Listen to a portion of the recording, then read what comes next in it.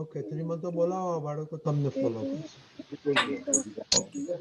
નમો વિતરાગાય, નમો વિતરાગાય, નમો અરિહંતાણમ, નમો અરિહંતાણમ, નમો સિદ્ધાણમ, નમો સિદ્ધાણમ, નમો આયરિયાણમ, નમો આયર્યાણમ, નમો વજ્રયાણમ, નમો વજ્રયાણમ, નમો લોય સૌ સાહુણમ, નમો સર્વસાહુણમ, એસો પંચ નમોકારો, એસો પંચનમુકારો, સૌ પાવપણાસનો, સર્વપાપનાશનો, મંગલાણં ચ સવેસેમ,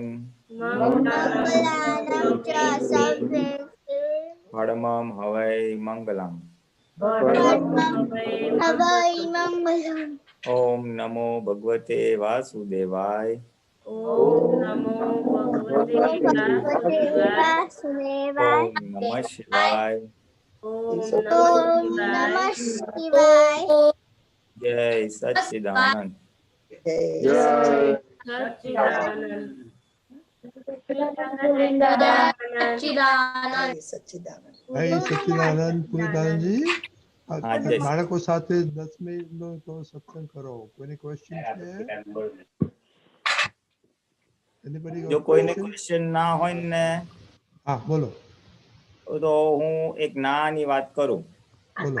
અત્યારે તમારી પાસે જે બી સારું સારું ખાવાનું મળે છે, સારી વસ્તુ મળે છે, એ શેને લીધે મળે છે? તો કે તમારી પાસે એવું ગુડ લક છે, એવી પુણ્ય છે, એ પુણ્યને લીધે તમને મળે છે. અને પુણ્ય ઊભી કેવી રીતે થાય? તો કે આપણે બીજાને આપીએ સુખ, આપણે કોઈ પણ બીજાને સુખ આપીએ તો આપણને પુણ્ય ઊભી થાય અને આપણને સુખ મળે. હેલો, એટલે હેપીનેસ શેમાં છે? વસ્તુ લેવા માટે નહીં, પણ વસ્તુ આપવામાં. અત્યારે આપણને કેવું હોય કે કેમ કરીને વધારે મને ચોકલેટ મળે, કેમ કરીને વધારે મને ગિફ્ટ મળે, મારી પેન્સિલ, મારી પેન લઈ ના જવી જોઈએ, હું એને બીજાને નહીં આપું, એવું થોડુંક થોડુંક રે. આપતા બી હશો, એવું નથી, પણ જો તમે આપશો તો તમને મળશે. અને આપવામાં વધારે સુખ છે, એવું ખાસ સમજજો. હા, બેઝિક વસ્તુ. there is happiness in giving, and if you give you will get, you will automatically get. એટલે આજે એક નાનો ટોપિક લઈએ કે આપણે બીજાને સુખ કઈ રીતે આપી શકાય. તમને સુખ ગમે કે દુઃખ ગમે? સુખ. એટલે જો આપણે સુખ જોતું હોય, હા, જો આપણે સુખ જોઈતું હોય તો આપણે સુખ આપવું જોઈએ કે દુઃખ આપવું જોઈએ? સુખ આપવું જોઈએ.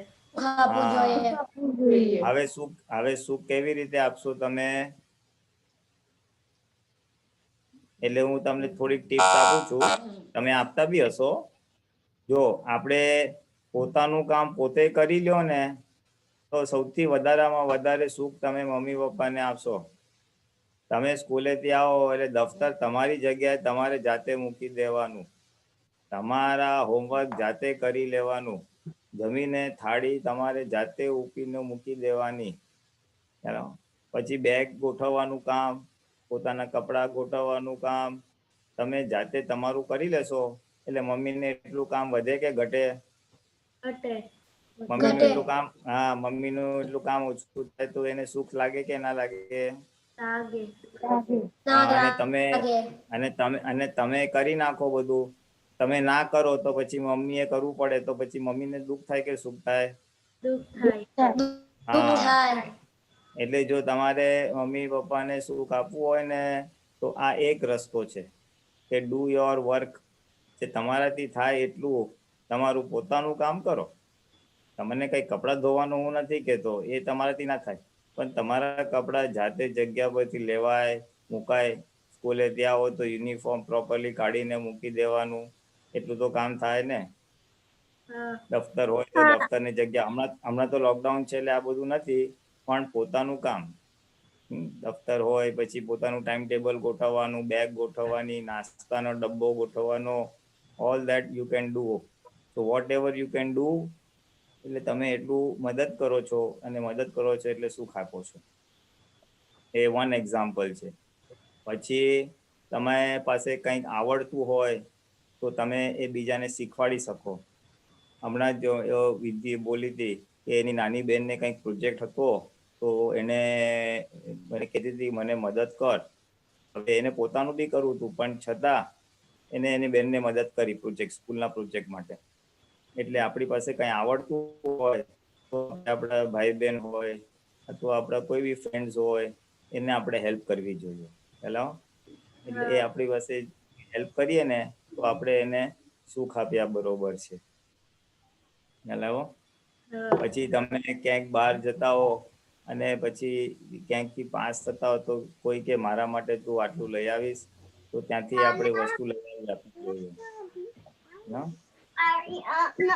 પછી મમ્મી પપ્પા તમને કામ સોંપે તો પછી એક કામ બી થોડુંક કરવાનું. એ લોકોને બી તમે હેલ્પ કરો કે બેટા આટલું છાપું અહીંયા મૂકી દે, આટલી વસ્તુ અહીંયા કરી નાખ, તો એ તમે એ લોકોને હેલ્પ કરી. એટલે મમ્મી પપ્પા હોય, દાદા દાદી હોય, જે બી હોય ઘરમાં, અને ઘરની બહાર ફ્રેન્ડ્સ હોય તો એને પણ આપણે હેલ્પ કરી શકાય. હેલો, એટલે તમે આવી રીતે હેલ્પ કરો, ટાઈમ આપો, તમારો એનર્જી આપો, તમારી પાસે ટેલેન્ટ હોય, કંઈ આવડતું હોય તો એ તમે એને સમજાવો અથવા તમે એને શીખવાડો, તો એ બધી રીતે તમે બીજાને સુખ આપી શકો છો. એટલે આ બધું કઈ છે, આ બધું વર્તનથી તમે કઈ રીતે સુખ આપી શકો છો, તમારા શરીરથી, તમારા કાયાથી. પછી બીજું તમે સુખ તમે વાણીથી આપી શકો છો. વાણીથી એટલે શું કે કોઈને બે સારા શબ્દો આપણે કહી શકીએ. તમે સવારના ઉઠો તો બધાને જય સચ્ચિદાનંદ કરો તો બધાને કેટલું સારું લાગે, વડીલોને ને એકબીજાને. પછી કોઈ તમારું કામ કરે તો તમે એને થેન્ક યુ બોલો તો એને કેટલું સારું લાગે. એટલે બીજાને આપણું કોઈ કામ કરે તો થેન્ક યુ બોલવાનું, તો એને બી સારું લાગે. પછી કોઈનો મૂડ સારો ના હોય ને તો એને કહેવાનું ભાઈ શું થયું, શું પ્રોબ્લેમ છે, એને પૂછવાનું. પછી એની સાથે થોડી સારી વાતો કરવાની તો ખુશ થઈ જાય. તમારા ઘરમાં વડીલ કોઈ દાદા દાદી કોઈ બીમાર હોય તો કહેવાનું દાદા કેમ છો, હું તમારી શું મદદ કરી શકું, તો એનાથી બી એને સુખ થાય. કોઈ આડોશી પાડોશીમાં બી એવું હોય જે થોડું દુઃખી હોય તો તમે એને જરાક બે શબ્દ સારા કયો તો હેપી થઈ જાય. તમારા ફ્રેન્ડ્સ હોય એ બી જરાક એનું મોઢું લટકેલું હોય, એના માર્ક સારા ના આવ્યા હોય, એની કાંઈ વસ્તુ ખોવાઈ ગઈ હોય, એને કાંઈ સમજાતું ના હોય, તો એને બી તમે સરસ સમજાવો અથવા કંઈક બે સારા શબ્દો કહો, એને એન્કરેજ થાય, એને ઉત્સાહ આવે એવી રીતે, તો એનાથી બી તમે એને સુખ આપી શકો. બાય સ્પીકિંગ ગુડ વર્ડ્સ, સારા શબ્દો બોલવાથી, સારી વાત કરવાથી. જેમ તમને કોઈ સારી રીતે બોલાવે તો ગમે કે ના ગમે? ગમે. એટલે એવું જ આપણે બીજાને કરવાનું. એટલે એવું કરીએ ને તો આપણે આપણી વાણી દ્વારા બી બીજાને સુખ આપી શકીએ છીએ. પહેલા આપણે વર્તનથી જોયું અને આ બીજી તમને વાણીથી કહું છું. અને આ બે ના હોય ને તો તમે ફાઇનલી મનથી પણ એને સુખ આપી શકો છો. કોઈ બીમાર હોય તો એના માટે તમે પ્રાર્થના કરી શકો છો. તમે પ્રે કરી શકો કે હે દાદા ભગવાન એ જલ્દી સારો થાય એવી કૃપા કરજો. પછી કોઈને ત્યાં કોઈ મરી ગયું હોય અને દુઃખી થતું હોય તો બી તમે પ્રે કરી શકો કે આનું દુઃખ ઓછું થાવ. કોઈને મુશ્કેલી હોય, આપણાથી મદદ થતી ના હોય તો આપણે મનથી બી એવી રીતના પ્રે કરવાનું, મનથી પણ પ્રાર્થના કરાય કે એનું ભલું થાય. એટલે મનથી બી આપણે કોઈને પ્રાર્થના કરીએ અને સુખ આપીએ ને તો આપણને મનથી બી આપણને ઘણું ઘણું સારું લાગે. બરાબર? એટલે આ 3 રીતથી તમે બીજાને સુખ આપી શકો છો. મનથી, વાણીથી અને વર્તનથી. અને તમે જેટલું સુખ આપશો એટલું તમને સાચું સુખ રિટર્નમાં મળશે જ. સુખ હંમેશા જીવનમાં આપવાથી મળે છે, લેવાથી નહીં. તમને તમારી વસ્તુ તમને કુદરતી મળશે જ. પણ જેટલું આપેલું હશે, બીજાને વસ્તુ આપી હશે અથવા બીજાને સુખ આપેલું હશે, અથવા આપણો ટાઈમ આપ્યો હોય, આપણી એનર્જી આપણી હોય, આપણે એની પાછળ કંઈક મહેનત કરી હોય, એનો ધક્કો ખાધો હોય, વોટેવર હવે, ખાલી પૈસા કે વસ્તુ નહીં, સમય, શક્તિ, આપણી આવડત, એટલે કાંઈ પણ વસ્તુ આપી શકીએ છીએ. એટલે આપીએ તો કુદરત આપણને રિટર્ન વિથ થેન્ક્સ આપે, અને આપણને બી પછી એવું મળે, અને એને જો સુખ થાય તો આપણને એટલો જ સુખ મળે. એટલે સુખી થવાની આ એક ચાવી આપી કે આપવાથી સુખ મળે છે, અને એવી ભાવના રાખજો કે જ્યાં જ્યાં ચાન્સ મળે ત્યાં આપવું છે, સુખ આપવું છે, વસ્તુ આપવું છે, સમય આપવું છે, શક્તિ આપવી છે. ઓકે, ચાલો આટલે થોડુંક આપણે છોકરાઓ માટે પોઈન્ટ રાખીએ. પુલિત દાદા બહુ સરસ. આર્યાના and Kavan, do you understand what you were saying? That you have to make others happy. Okay, you do need to do your own stuff. You know, make your own bed, be prepared. Then your parents will be happy. And by behavior, speech, and by mind, you can give others happy. Okay? Okay, Ariana and Kavan? Okay. Okay, Jai Sachidanand. જય સચિદાનંદ. Okay. Okay, Mahatma. जय सच्चिदानंद दीपकानंद जी.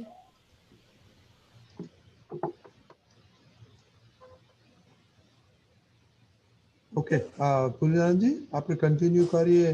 થોડું તમે વાત કરો, જે કંઈ question નથી આવેલા, may be continuation of this might be a good idea. Up to you. Yeah, એટલે આ જે આપવાની વાત છે ને, એ આપણે મહાત્માના સંદર્ભમાં લઈએ, મોક્ષ માર્ગના સંદર્ભમાં લઈએ તો એક લોભ ઉપર વાત જાય છે કે આપણને આપવા કોણ દેતું નથી, આપણી વસ્તુ કેમ છૂટતી નથી, કોણ આપણને આપવા દેતું નથી. તો આપણી અંદર જે લોભ નામનો કશાય છે એ આપણને આમાં બ્લોક કરતો હોય છે. આ વસ્તુ જો કશાયની દ્રષ્ટિએ સમજીએ તો બહુ ઇમ્પોર્ટન્ટ છે, અને સૌથી છેલ્લે જાય એવો વસ્તુ છે. એટલે આજે એ થોડુંક લોભ ઉપર આપણે સમજીએ કે દાદા ભગવાન શું આના પર બોલેલા. નોર્મલી આપણા સત્સંગમાં મહાત્માઓ કંઈક સૂત્ર લાવે છે અને પછી પૂછે છે પ્રશ્ન એના ઉપર, અને પછી આપતો પૂરતો જવાબ આપે છે, અથવા ક્યારેક કવિરાજના પંક્તિ ઉપરથી થાય છે. આજે સૂત્ર પણ હું જ લાવવાનો છું અને સમજાવવાનો પણ હું જ છું, બેવ કામ હું જ કરવાનો છું. દાદા ભગવાને જે આ ટોપિક પર લોભ ઉપર જે બધા બોલેલા છે અલગ અલગ સમયે, એનું થોડુંક સંકલન કરેલું છે. તો આપણે એક પછી એક એ વસ્તુને જોઈએ અને આ લોભ કશાયને જરાક સમજવાની કોશિશ કરીએ. અરે, you will have to allow me to screen share, Rajnibai. Yes, yes, yes. So,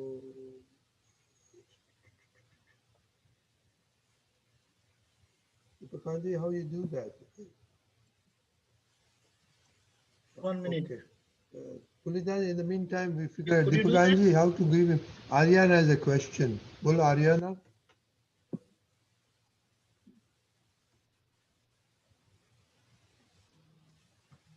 Okay, Ariana.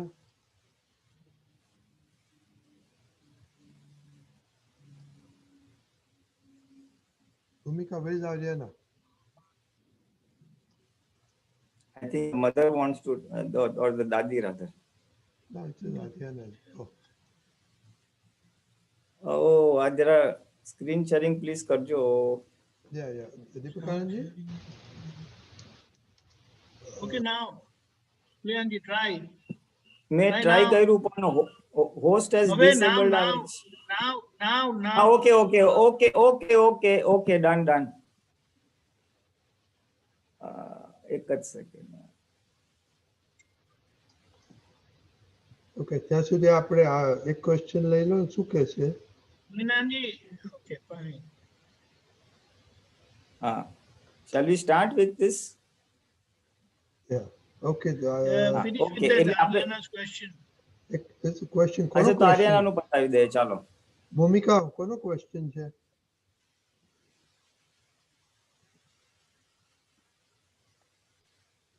ના હરિયાણા નો નથી હો, હરિયાણા ખબર નહીં, એ તો બીજા રૂમમાં જતી રહી. ભૂમિકાનો ક્વેશ્ચન છે? ભૂમિ બીજા ઉપર છે હવે. Bhumika, your question? Okay, go ahead, Ariana. Why do we have to sit in satsang?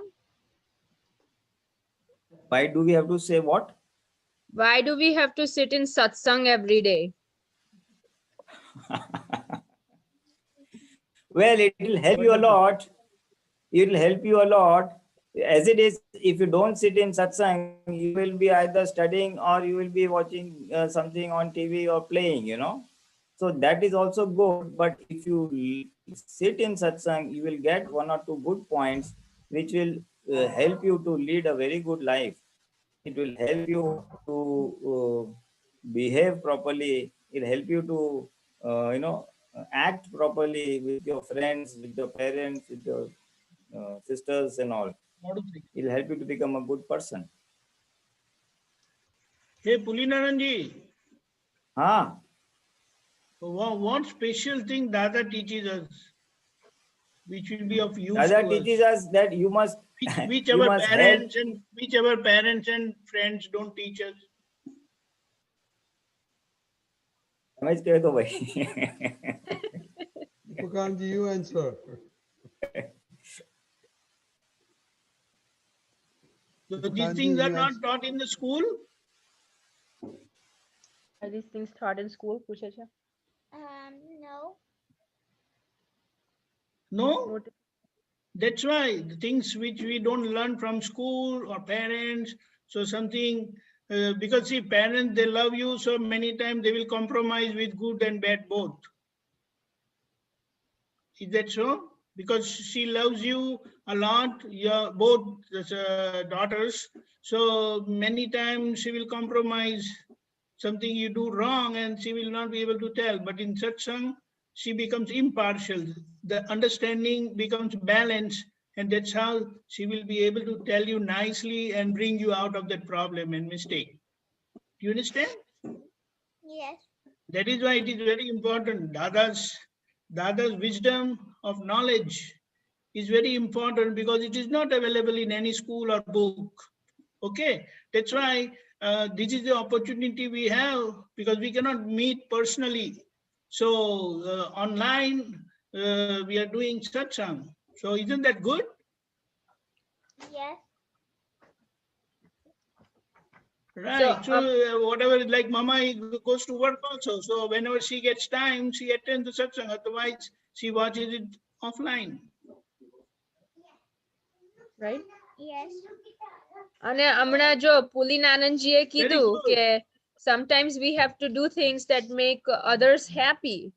હવે Ariana doesn't always want to be in satsang. She wants to watch the TV, ke she wants to do art, but it makes Ba happy if she attends satsang. So should she attend satsang or should she do her art project or watch TV? No, but see, satsang is not all the time. But you can watch television anytime you want. So at other times you can watch your television. But if your Ba is pleased, because she wants you to gather and have good knowledge of Dada Bhagwan. So one day you will teach your Mama also. Yeah, see, I learned from you too.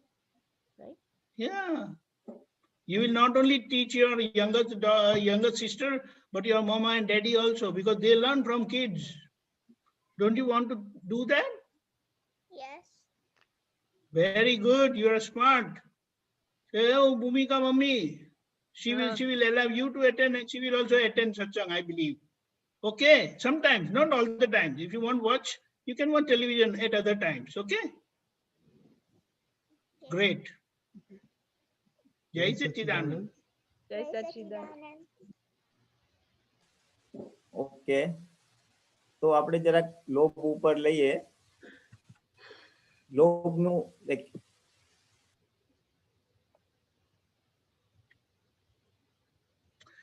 Puliyanji, you are muted. Okay, જરાક આને નાનું કરું છું, મને દેખાશે નહીં. જે વસ્તુ પ્રિય થઈ પડી હોય તેના તાનમાં ને તાનમાં રહેવું એનું નામ લોભ. એ મળે તોય સંતોષ ના થાય, લોભીઓ આખો દાડો લોભમાં જ હોય, એ હસવામાં વખત ના કાઢે. એટલે પહેલા જમાનામાં જે બહુ જ લોભિયા હતા ને એના માટે છે આ, કે એને હસવામાં ટાઈમ ના કાઢે. પણ આમાં એક સરસ વ્યાખ્યા જેવી છે લોભની, કે કોઈ પણ વસ્તુ પ્રિય થઈ પડી હોય તેના તાનમાં ને તાનમાં રહેવું, એનું નામ લોભ. અને મળે તોય સંતોષ ના થાય.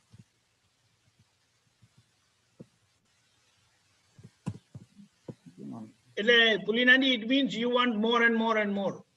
હા, યુ વોન્ટ મોર વધારે એન્ડ ને મોર. વધારે ને વધારે જોઈએ. હા. Okay. પછી બીજું છે કે લોભિયાનું સર્વૈયું શું, તો કે ભેગું કરવું. તે Next. ભવિષ્યના માટે બધું ભેગું કરે, અને તેની ભેગું કરવાની એક જ તન્મયતા હોય. એટલે એને એમ જ થાય કે કેમ કરીને ભેગું કરું, પૈસા ભેગું કરું, વસ્તુ કરું, દાગીના ભેગું કરું, કપડા ભેગા કરું. એના મગજમાં આખો વખત એ જ વસ્તુ કરે. એટલે લોભ કશાય એક તો એના તાનમાં રાખે, પછી એ વસ્તુનું ભેગું કરે, અને પછી ત્રીજું શું કે છે, તો કે ભેગું કરેલું ઓછું ના થઈ જાય એ જ જાગૃતિ હોય. માટે એ વાપરી જ ના શકે બીજા માટે, અને પોતા માટે પણ ના વાપરી શકે.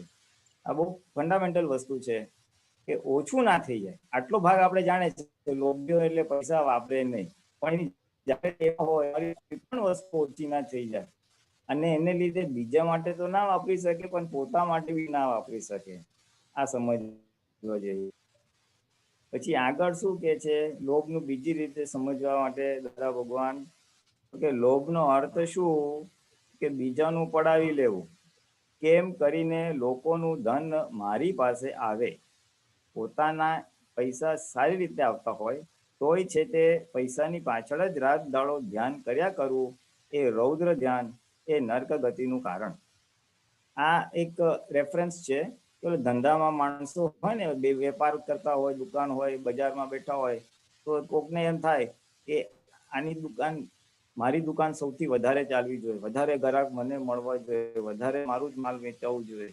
એ જે થાય એટલે શું કહો છો, કે જે બીજાને બી મળવાનું હોય, ગ્રાહક થવાનું, એ મારી પાસે દુકાન જ છે, પણ મારી પાસે આવી જાય. એટલે એ બી લોભમાં જાય, વિશેષ હોય છે, નર્ક ગતિ કારણ બને.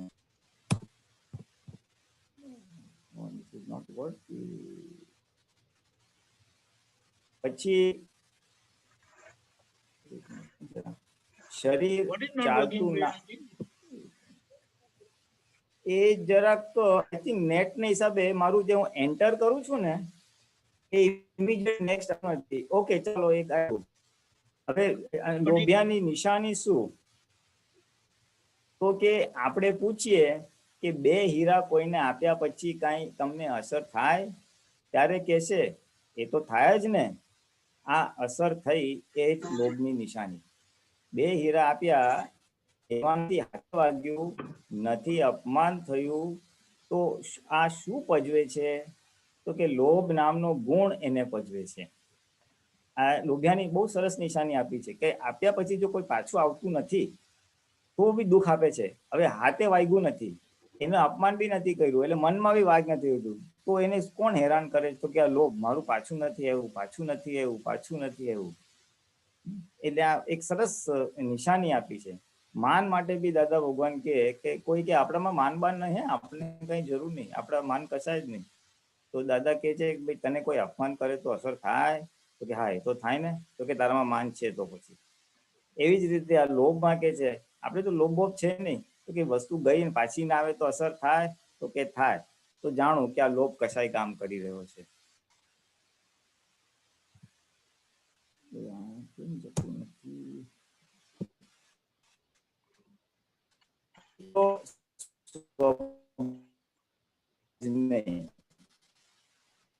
રંગ ચડે, લોભ્યો એની વહુ જોડે, છોકરા જોડે, ભાઈબંધ જોડે રંગાય નહીં. દાદા વાતો કરે તે સાંભળે બધી, બહુ સારી વાત, બહુ આનંદની વાત, આમ તેમ, પણ મહી તન્મયાકાર ના થાય. બીજો ઘર બાર ભૂલી જાય ને આ ભૂલે નહીં.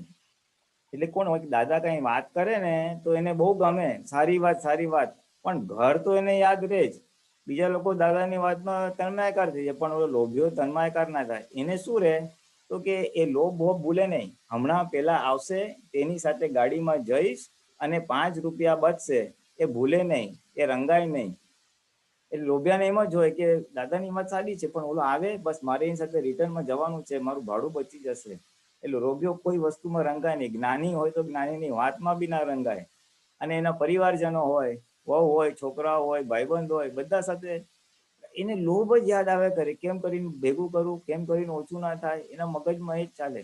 એ લોકો શું વાતો કરે છે, શું બોલે છે, હસી મજાક કશું જ ના હોય. એટલે લોભિયો કોઈ વાતમાં રંગાય નહીં, એવું કહેવા માંગે છે આમાં. એ હાર્ડકોર લોભિયા હોય એના માટે. પછી એનો દાખલો શું આપે છે કે લોભિયો માર્કેટમાં જાય ત્યારે લોભની ગાંઠ એને દેખાડે. આ બાજુ શેઠિયાઓ માટે મોંઘું શાક છે ને, આ બાજુ ગલીમાં સસ્તી ડગલીઓ મળે છે, તે ત્યાં એને લઈ જાય. સસ્તું ક્યાં આગળ મળે છે ને એ ખોડી કાઢે.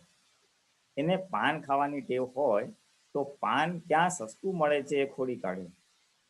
પીવાની ચા સામાં સસ્તી ક્યાં મળે, ક્યાં વધારે સસ્તા દાંતણ મળે, ત્યાંથી લઈ આવે. ધંધો જ એનો એ છે. એટલે લોભિયાને લોભમાં જ વૃત્તિ હોય. એ સંડાસ જાય ત્યાંય લોભ, ત્યાં પાણી ઓછું વાપરે. એ જન્મથી જ એને લોભ હોય. જો તમે સાબુથી નાવા ગયા હોય ને તો નાહીને બહાર આવ્યા પછી એ જુએ કે કેટલો સાબુ ઘસી નાખ્યો. આ હાર્ડકોર લોભ છે. અને આ બહુ સાચી વાત છે. હું બહુ વર્ષો પહેલા ભાદરણ થોડુંક રોકાયો હતો, તો ત્યાં એક માણસની વાત મારા જાણવામાં આવી. એ રે ત્યાં, પણ એ નાહે ક્યાં કે જે ભાદરણની કોલેજ હતી એનું જે કોમન વોટર ટેન્ક ટાઈપ હોય ને, તો કે ત્યાં જઈને નાહી આવે. તો કે મારા ઘરનું પાણી બચી જાય ને એમ કે. એટલે એવા હાર્ડકોર લોભિયા બી છે. દાદા તો કીધું, પણ મેં જોયું છે એટલે કહું છું.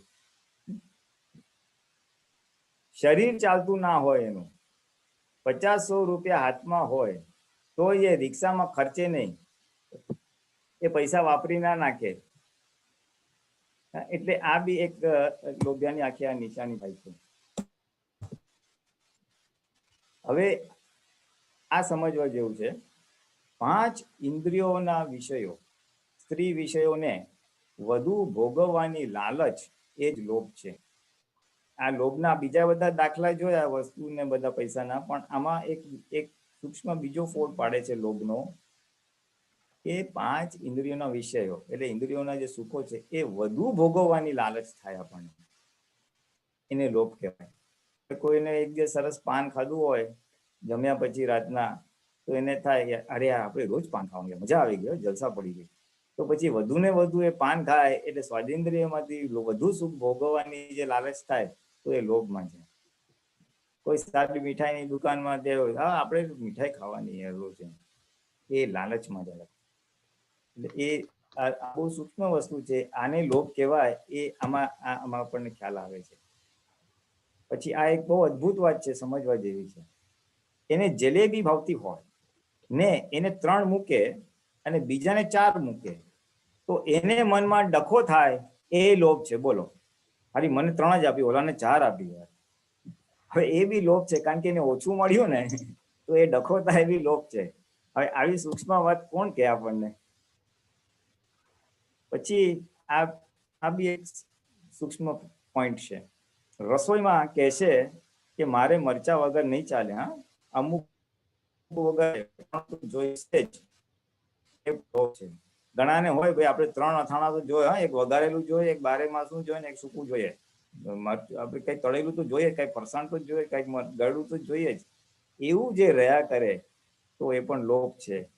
કારણ કે તમે એ વિષય, એ સ્વાદેન્દ્રિયનો વિષય ભોગવવાનું છો, એના વગર ના ચાલે તો તમે એને ભેગું કરી રહ્યા છો, એટલે લોભ કશાયમાં જાય છે. આટલી સૂક્ષ્મ ફોડ તો જ્ઞાની પુરુષ પાસેથી જ મળે, બાકી ક્યાંયથી ના મળે. અને આટલું તો શાસ્ત્રમાં ક્યાંય આપણને ના મળે. એટલી અદ્ભુત વસ્તુ છે. આગળ દાદા શું કે રેલવેમાં જો વજન પડતી ટિકિટના પૈસા લેતા હોય તો લોભીઓ પાતળું થવાની ઈચ્છા રાખે કે હારું 1 રૂપિયા કિલો જો ટિકિટ હોય અને એનું 80 કિલો વજન હોય તો એને થાય 60 કિલો તો સારું થશે, મારા 60 રૂપિયા ટિકિટ ના જાય. વાળ કાપવામાં પણ લોભ કરે. હજી તો 22 જ દિવસ થયા છે, 30 દિવસ પછી હું કાપીશ એમ કે જરા ડીલે કરે. એટલે ગમતની વાત છે, પણ બહુ સમજવા જેવી વાત છે કે લોભિયો કેવો હોય. એટલે આપણે કે કોઈ પણ વસ્તુ ભેગી કરવી એ લોભ, વપરાય ના જાય એની જાગૃતિ એ પણ લોભ, અને વધુ ને વધુ સુખ ભોગવવાની ઈચ્છા થાય એ પણ લોભ. પછી કોઈ કે લોભ, કંજૂસ અને કરકસર, એમાં શું ફરક? આ લોભિયો છે કે આ કંજૂસ છે એ કેવી રીતના આપણને ખબર પડે? તો કે કંજૂસ માણસ હોય ને એ ફક્ત લક્ષ્મીનો જ કંજૂસ હોય. લોભિયો તો બધી જ બાજુથી લોભમાં હોય. માનનો પણ કરે અને લક્ષ્મીનો એ કરે. લોભિયાને બધી જ દિશામાં લોભ હોય તે બધું જ તાણી જાય. એટલે કંજૂસ કેવો હોય? ખાલી પૈસામાં જ કવલું કરતો હોય. પણ લોભિયો તો એને વધારે માન ક્યાં મળશે? એનોય લોભ હોય, મને માન અહીંયા ઓછું મળે છે, આપણે ત્યાં જવું નથી. તો એ માનનો બી લોભિયો. લોભિયો ચારે બાજુનો હોય, અને એટલે પૈસાનો તો હોય જ, પણ આ બધું બી હોય. એટલે કંજૂસનો ખાલી પૈસામાં જ હોય. એટલે આ બે વસ્તુમાં એનો ડિફરન્સ.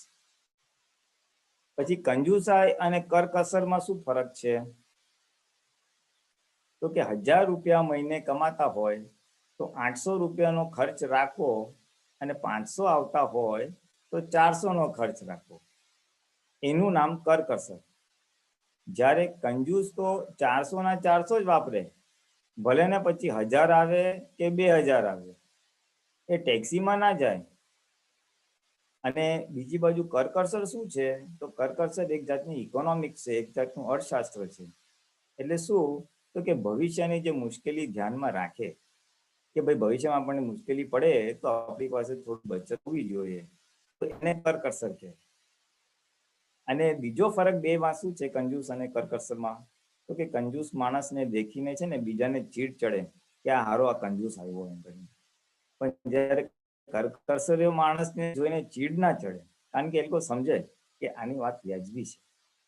એટલે લોભ ક્યાં છે, કરકસર ક્યાં છે અને કંજૂસ ક્યાં છે, એનો બી બહુ સરસ વિધાંકન દાદા ભગવાન આપે છે. પછી કરકસર અને લોભની વચ્ચે શું ફરક? તો લોભ હોય ને એટલે એનું ચિત્ત ત્યાં ને ત્યાં જ જયા કરે. એની મૂડીમાં જ ચિત્ત હોય, ઓછા ના થઈ જાય એવું એને રહ્યા કરે. એટલે એની પૈસાની મૂડી હોય એ ઓછી ના થઈ જાય એવું એનું ચિત્ત ત્યાં ને ત્યાં જ રહે. અને કરકસર એટલે શું? કે વધારે જતા ના રહે. એટલે પૈસા ખોટા વધારે જતા ના રહે એનું નામ કરકસર.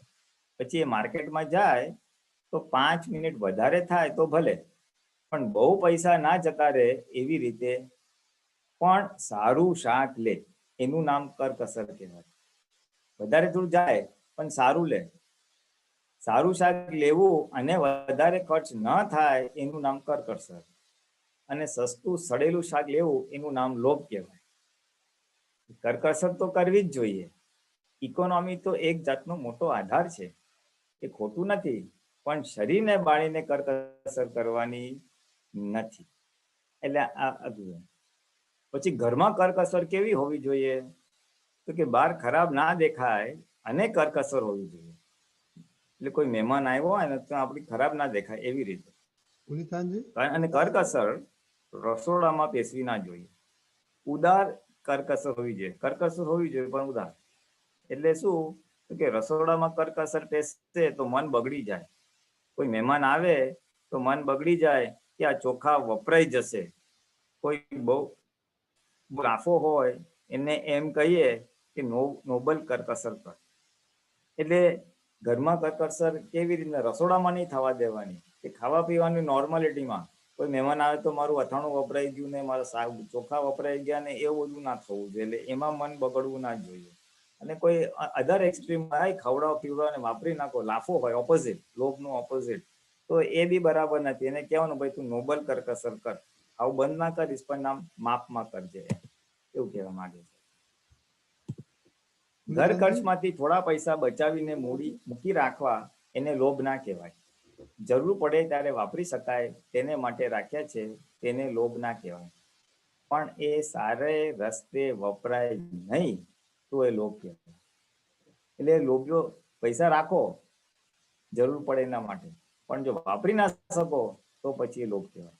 એટલે આખી આ કરકસર અને એની લોભની વચ્ચેની તફાવત આમાં આપે છે. પુનિતાનંદજી, પૈસા ભેગા કર્યા. હાજી. हाँ क्योंकि एक सूत्र मोकलावेलू છે, कंजूस ऐसा कोई दाता नहीं है, वो अपनी सारी संपत्ति दूसरे को लिए छोड़कर चला जाता है. હા ના એ આપણે આવશે કે Okay. આપણે આ લોભ તોડવું હોય તો આ સમજણ કામ લાગશે કે ભેગું તો કર્યું પણ પછી ગયું ક્યાં. Okay. કંજૂસો ભેગું તો કરે પણ પોતે વાપરી શકતો જ નથી અને છોડીને જ જાય છે. વાત સાચી છે. Okay. પૈસા ભેગા કર્યા અને સારા રસ્તે એટલે કે પારકા માટે વપરાયા તો એ લોભ તૂટ્યો કહેવાય. પણ પૈસા ભેગા કરો અને મોજ શોખ જ ના કરો તો એ લોભ કહેવાય. મોજીલો નથી થવાનું, શોખીન નથી થવાનું, પણ મોજ શોખ સાધારણ વ્યવહારથી તો આમ ખાવું પીવું ને રહેવું જોઈએ. પણ એ ના કરે તો એ લોભ કહેવાય. ઘણા લોકો તો આઈ રિમેમ્બર અમારા એક ઓળખીતા હતા, ધંધો અને વેપાર ને બધું બહુ જ સારું ચાલે એનું. એના ઘરેથી કે ચાલો ને જાત્રામાં જઈએ, ચાલો ને ફરવા જઈએ, તો કે ના ટાઈમ નથી, ધંધો ના, એટલે વાપરે જ નહીં, પોતા માટે ના વાપરી શકે ને ઘરવાળાને વાપરી ના શકે. એટલે એવું ના થવું જોઈએ, એક્સ્ટ્રીમ ના થઈ જવું જોઈએ. સાધારણ મોજ શોખ હોય, સાધારણ પૈસા વાપરવા જોઈએ. મોજીલો કે શોખીન નથી થવાનું, પણ સારા વાપરી શકે તો એ લોભ ના કહેવાય. હવે લોભને રક્ષણ કરીએ તો એનું શું પરિણામ આવે એ આમાં પછી દાદા બતાવે છે કે લક્ષ્મી મેન્ટેનન્સ એટલે કે જીવન નિર્વાહ કરતા વધારે પડતી હોય અને વાપરતા ના આવડે તે ભેગી કરે. પહેલા તો એટલી બધી લક્ષ્મી ભેગી કરતા હતા કે ચરુ દબાવતા હતા અને પછી પોતે નાક થઈને ફર્યા કરે. કારણ કે રક્ષણ કરવાની ટેવ પડી ગયેલી ને તે પોતે જાતે જ નાક થાય. એટલે હાર્ડકોર એ જમાનામાં પૈસા ભેગા કરે તો પછી બીજો અવતાર એવો આવે કે જીવતા માણસ તરીકે પૈસાનું રક્ષણ કર્યું તો જાનવર ગતિમાં જઈને પાછું એનું રક્ષણ કરે. અને એક બીજો એક્ઝામ્પલ સમજવા માટે આપે છે કે ધનનું રક્ષણ તો જ્યારે જીવતા હતા ત્યારે કર્યું, એટલે મરી ગયા પછી એ ધનનું રક્ષણ કરવું પડે. પછી વીંચી થાય, નહીં તો આવડા મોટા ભમરા થાય. બધાનું સહિયારું ધન હોય તો બધા ભમરા થાય, બધા ભમરા થઈને મય થડમાં ભરાઈ રહે. કોઈ હાથ ઘાલવા જાય તો ભમરા કઈડી ખાય એને. એટલે એ જે ટેવ પડી હોય રક્ષણ કરવાની, તો આ રીતે બી જે છે વન ઓફ ધ કોઝિસ આમાં દેખાય છે આપણને કે આ રીતે બી આવો અવતાર મળે છે. It's a very dangerous thing સમજવા માટે આ તો ખાલી. અને આ જાનવરોની વાત આવે છે બધી, તો એમાં જાનવરોમાં સૌથી વધારે લોભીઓ કોણ કહેવાય તો એ આમાં સરસ સરસ સમજાવે છે કે બધા જાનવરોમાં એકેન્દ્રિય, 2 ઇન્દ્રિય, 3 ઇન્દ્રિય, 4 ઇન્દ્રિય સુધી બધામાં વધારે લોભી હોય તો કીડી. તે ખાંડ ભેગી કર્યા કરે, ભવિષ્યમાં કામ લાગશે એ હિસાબે. લોભીઓ ભવિષ્ય માટે બધું ભેગું કરે. તે બધું ભેગું થાય એટલે પછી 2 મોટા ઉંદર બેસી જાય ને બધું સાફ કરી જાય. જ્યાં લોભીઓ હોય ત્યાં દુતારા હોય જ, એની મેળે જ હોય. ભગવાને રાગે પાડવા ના આવવું પડે, ગોઠવાયેલો જ ક્રમ હોય. કીડીઓનું ઉંદરડા ખાઈ જાય અને ઉંદરડાનું બિલાડી ખાઈ જાય. આ એક બહુ સરસ સિદ્ધાંત સમજવા જેવો છે કે ભેગું કરવાથી શું થાય, એ જતું તો રહેવાનું જ છે. તમે જો નહીં વાપરો તો તમને કોઈ ધુતારો, કોઈ ચીટર મળશે અને તમે એવી જગ્યાએ કરશે કે પૈસા તમારા ગયા. જેમ કીડી ભેગી કરે તો એનો ઉંદર લઈ જાય. એટલે આમાં એક લક્ષ્મીનો એક સિદ્ધાંત આવે છે કે લક્ષ્મી હંમેશા ફ્લો થવી જોઈએ, વહેતી રહેવી જોઈએ, આવે અને જાય, આવે અને જાય. જો એ બ્લોક થઈ ગઈ ને તો પછી કુદરત મારી ઠોકીને એને કાઢી નાખશે. આમાં નથી આવતું, પણ બીજી જગ્યાએ મને યાદ છે દાદા કીધું છે કે લક્ષ્મીની એક્સપાયરી ડેટ હોય. શાકભાજીની એક્સપાયરી ડેટ હોય ને કે થોડા દિવસ પછી ના ખવાય, એમ લક્ષ્મીની એક્સપાયરી ડેટ 11 વર્ષની આપી છે. 11 વર્ષ સુધી લક્ષ્મી પછી એ લક્ષ્મી એ જતી જ રહે, નિયમથી જતી રહે. અનલેસ તમે રીઇન્વેસ્ટ કર્યું કે બીજા વાઇપરા કે કંઈક કર્યું તો નહીં તો એ જતું રહે. એવી રીતના સોનું બી 50 વર્ષ રહે, એ જો ના રિસાયકલ થયું તો એ જતું રહે. નોર્મલી આપણે તો થઈ જાય, કારણ કે પછી સેકન્ડ જનરેશન આવે, પછી એના દાગીના બનાવે, જૂના તોડે ફોડે ને, એટલે બધું વાંધો ના આવે. મકાનનું આયુષ્ય 100 વર્ષ, એટલે એમાં બી જો રિનોવેશન થઈ ગયું તો વાંધો નહીં, નહીતર એ બી થાય. આ કુદરતના બહુ સુંદર સિદ્ધાંત દાદાએ ખુલ્લા કર્યા છે, જે આપણને હેલ્પ કરે. પણ અત્યારના રેફરન્સમાં આપણે જો લોભના રેફરન્સમાં લઈએ તો આ લક્ષ્મી જો આપણે સંઘરી રાખી તો એ જાય. એટલે લોકોને એક કહેવત છે કે દસકો ખરાબ ગયો ને તો એનું બહુ મુશ્કેલી આવી જાય. અને આ ભેગું કર્યું તો જવાનું જ છે, એટલે બી કોશિયસ છે. હવે લોભ ના માટે એક સૂત્ર એવું કે છે દાદા કે લોભ એક જાતની જાગૃતિ કહી.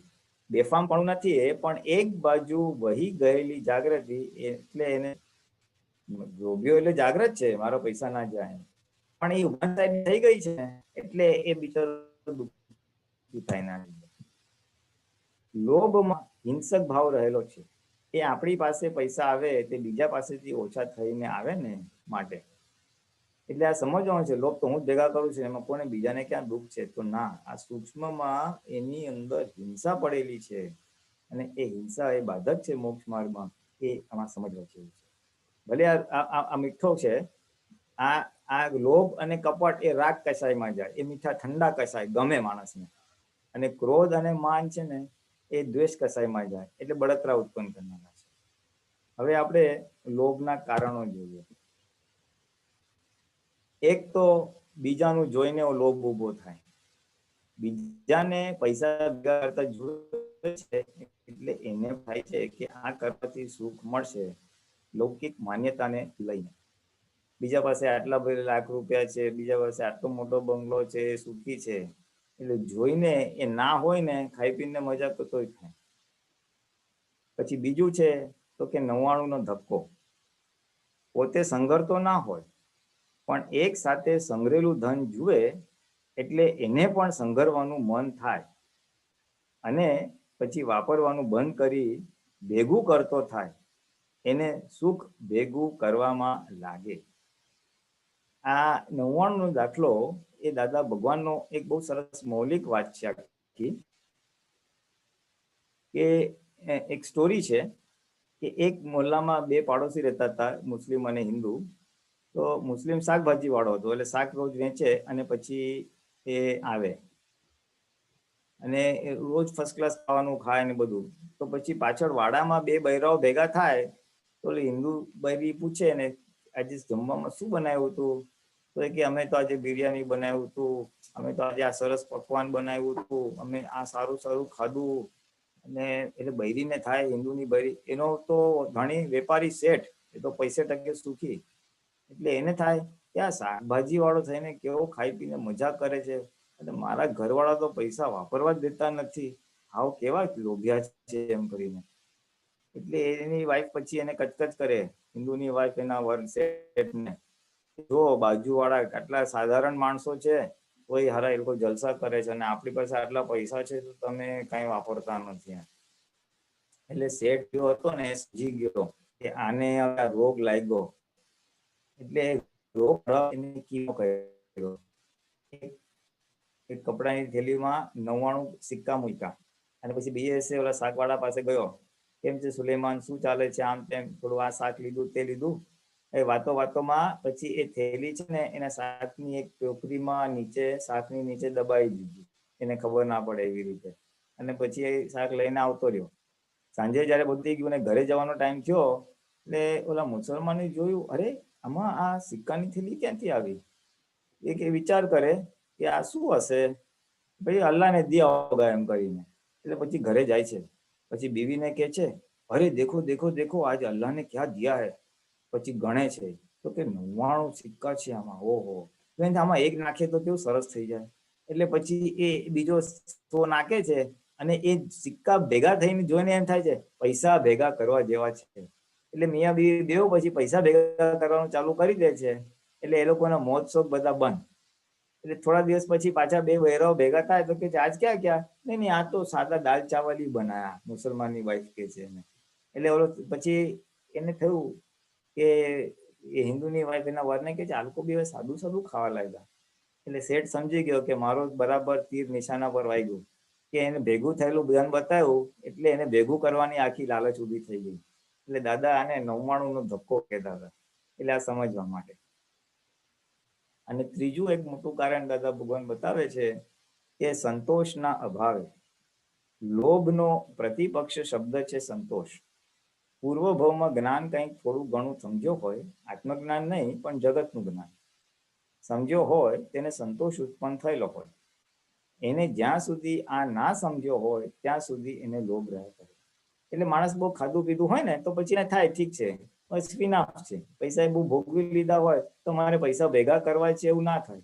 જે વસ્તુ ભોગવી લીધી હોય તેનો સંતોષ થઈ ગયો હોય, અને સંતોષ થઈ ગયો હોય તો પછી એને ભોગવું. પણ જેને આ વસ્તુનો સંતોષ ના થયો હોય, નાનપણથી એને ખાવાનું ઓછું, પૈસા ઓછા બધું જોયું હોય તો એને થાય કે હજી ભેગું કરું, હજી ભેગું. એટલે સંતોષ ના થાય તો પણ માણસને લોભ ઉભો થાય એવું કહેવા માંગે છે. અનંત અવતાર સુધી પોતે ભોગવેલું હોય તેને સંતોષ રહે કે હવે નથી કશી ચીજ જોઈતી, અને ના ભોગવેલું હોય તેને કઈ જાતના લોભ બેસી જાય. પછી આ ભોગવું તે ભોગવું ને તો ફલાણું ભોગવું ને એવું બધું એને રહ્યા કરે. આ બી એક લોભનું કારણ છે. પોતે ભોગવેલું હોય પહેલા એટલે એને સંતોષ રહે, અને સંતોષનો ખરો અર્થ છે સમતૃષ્ણા. એટલે સમતૃષ્ણા એટલે જે તૃષ્ણા છે એની તરસ છે એ જ્યારે સમાઈ જાય તો એને સમતૃષ્ણા અથવા સંતોષ કહેવામાં આવે છે. અને જ્યાં સુધી એ તૃષ્ણા તરસ સમાતી નથી ત્યાં સુધી એને ભેગું કે લોભ થાય છે. અને આના ઉપર થોડુંક જરા ફોડ પાડે છે કે તૃષ્ણા, સંતોષ અને તૃપ્તિ સંસારનું ખાઈએ પીએ ભોગવીએ તેનાથી સંતોષ થાય પણ તૃપ્તિ ના થાય. સંતોષમાંથી નવા બીજ ના ખાય પણ તૃપ્તિ થઈ તો તૃષ્ણા ઊભી જ ના રહે, તૃષ્ણા તૂટી જાય. તૃષ્ણા એટલે તરસ, જો એને નવું બીજ ઊભું ના થાય તો એ તૂટી જાય. તૃપ્તિ અને સંતોષમાં ઘણો ફેર. સંતોષમાં ફરી વિચાર આવે. દાખલો આપે છે કે દૂધપાક પીધા પછી તેને સંતોષ થાય પણ તેની ઈચ્છા ફરી રહે કે ફરી દૂધપાક પીવો છે તો એને સંતોષ કહેવાય. અને જો તૃપ્તિ થઈ ગઈ તો એને ફરી ઈચ્છા જ ના થાય, પછી એને વધારે બીજી વાર દૂધપાક પીવાનો વિચાર પણ ના આવે તો સમજવાનું કે આને તૃપ્તિ થઈ ગઈ. અને જો ઈચ્છા બાકી રહી તો એને સંતોષ થયો છે. આ તો તૃપ્તિ વાળાને તો વિષયનું એક વિચાર જ ના આવે. જો તૃપ્ત થઈ ગયો ને તો વિષય ભોગવવાનો વિચાર ના આવે, પણ તૃપ્ત ના થયો હોય તો પછી એને આ ભોગવવાની રહે. આ તો ગમે તેવા સમજદાર હોય પણ તૃપ્તિ ના હોવાથી વિષયમાં ફસાઈ પડ્યા છે. વિતરાગ ભગવાનનું વિજ્ઞાન એ તૃપ્તિ જ લાવનારું છે. આપણું જે દાદાનું અક્રમ વિજ્ઞાન છે ને એ આપણને બધી જગ્યાએથી તૃપ્તિ જ લાવ્યા કરે, એટલે ફરી ઈચ્છા જ ઊભી ના થાય એવું કહેવામાં આવે છે. એટલે જો તરસ છે, તૃષ્ણા છે એ ભોગવી લીધી પછી જો ઈચ્છા ઊભી થઈ તો સંતોષ થયો, અને ઈચ્છા ઊભી ના થઈ તો તૃપ્ત થઈ ગયો, એટલે તમને કાયમ માટે છુટકારો થઈ ગયો. હવે 4 કષાયના સંદર્ભમાં ક્રોધ, માન, માયા, લોભ છે એમાં બહુ સરસ જે સૌથી છેલ્લે જાય છે એની આખી વાત કરે છે કે પહેલા ક્રોધ ઓછો થતો જાય. આ બધા આપણને લાગુ પડે છે મહાત્માઓને. જેમ જેમ જ્ઞાનમાં પ્રગતિ કરે એ ડિગ્રી વધે જે કે છે ને તે આ છે. ઇવન ગુંઠાણા વધે ક્રમિક માર્ગમાં તે આ રીતે વધે છે. તો પહેલા ક્રોધ ઓછો થતો જાય, પછી માન ઓછું થતું જાય, પછી કપટ ઓછું થતું જાય, પછી લોભ તો છેલ્લામાં છેલ્લો જાય. સૌથી પહેલો લોભ પેઠો અને સૌથી છેલ્લો લોભ જાય. સમજ્યો છે કે સૌથી પહેલા લોભ બેસે છે. હવે કઈ રીતે બેસે છે એ આમાં સમજાવે છે કે કોઈ પણ વસ્તુ જોઈએ અને લેવાનું મન થાય, તે લેવાનો ભાવ થયો એ જ લોભ કહેવાય. અને પછી કોકને દેખાડવાનો ભાવ થાય કે આ હું લઈ આવ્યો છું તો એ માન થઈ ગયું. પછી કોઈ લઈ લેતો હોય તો ક્રોધ કરે, અને માલ લેતી વખતે બીજું સારું હોય તે એનો માલિક બીજી બાજુ જુએ ત્યારે બદલાવી નાખે તો એ કપટ કરે. એ જ માયા. લોભ થયો એટલે કપટ થાય. કંઈ પણ લેવાનો ભાવ થયો એ લોભ, પછી ત્યાં છળ કપટ થાય. કંઈ પણ ઈચ્છા નથી તેને કશું દુનિયામાં નડે નહીં. મિનિટે મિનિટે ઈચ્છા બંધ, ખાય પીએ છતાં. એટલે આમાંથી આપણે ખાસ સમજવાનું છે જે લોભની બેઝિક શરૂઆત ક્યાં છે, તો કંઈ પણ વસ્તુ લેવાનો ભાવ થયો એ આખો લોભ છે. એક પરમાણુ પણ લેવાનો ભાવ થયો, લોભની સ્ટાર્ટિંગ આખો પોઈન્ટ ત્યાં છે. અને દાદા શું કે કંઈ પણ ઈચ્છા નથી તો કાંઈ નડે નહીં. જે આપણે પ્રાતઃવિધિમાં દાદા આપણી પાસે કે જ છે કે કેવળ શુદ્ધાત્મા અનુભવ સિવાય આ જગતની કોઈ પણ વિનાશી ચીજ મને ખપતી નથી. એટલે આ આખું લોભ ઉપર જાય છે. એ દાદા દવા આપી પણ એ ક્યાં કયા કશાયમાં કામ કરે છે તો આમાં આપણને ખુલ્લું થાય છે કે આપણે ઇનડિરેક્ટલી આપણો લોભ તૂટે છે. હવે લોભ કેવી રીતે પોષાતો હોય, એ કોક ઝીણા સ્વભાવનો તમને ચાની પડીકી લાવવા કહે અને તમે 30 પૈસાની લાવો, એટલે આ બહુ જૂના જમાનાની, દાદાના જમાનાની છે. એટલે અત્યારે 30 પૈસાની તો વેલ્યુ નથી, પણ આપણે જરાક સમજી લેવાનું, એમાં 2-3 મિનિટ લાગી જાય. તમને ચાની પડીકી લાવવાનું કહે ને તમે 30 પૈસાની લાવો તો તે કહે કે આટલી મોંઘી તે લવાતી હશે. આવું બોલ્યા તેથી લોભ પોષાય. એટલે કોઈ વસ્તુ લાવે અને તમે કહો આટલું મોંઘું લીધું તો તમે લોભને પોષણ કર્યું. અને કોઈક એનાથી ઓપોઝિટ, કોઈક મોંઘી વસ્તુ લઈ આવે, કોઈક 80 પૈસાની ચાની પડીકી લાવે તો લાફો માણસ કહે કે આ તો સારી છે. તો ત્યાં પણ લાફાપણાનો લોભ પોષાય. આ થયો લોભનો ખોરાક. આપણે નોર્મલ રહેવું જોઈએ. એટલે બહુ સસ્તું લાવે અને કે આટલું કેમ મોંઘું લાવ્યો તો બી લોભને પોષણ. કોઈ વધારે પડતું વાપરી નાખે અબો નોર્મલ અને આ તો સારું કહેવાય તો એને બી પોષણ મળે છે. એટલે અનુમોદન કરવાથી પોષણ મળે છે. એ આમાં આખો સિદ્ધાંત ખુલ્લો કરે છે. હવેથી લોભથી છૂટવાના ઉપાય જોઈએ આપણે. કે પહેલામાં પહેલો ઉપાય છે તો કે વાપરવાથી. એટલે સૌથી પહેલા પારકા માટે વાપરો. ઘર માટે તો બધા જ વાપરે.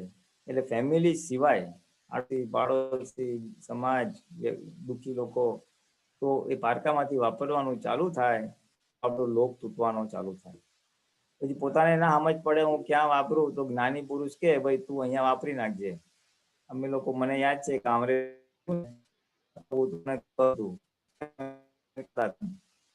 તો કે તમે 12 મહિનામાંથી 1 મહિનાનો પગાર તમારે આ મંદિરમાં આપી દો.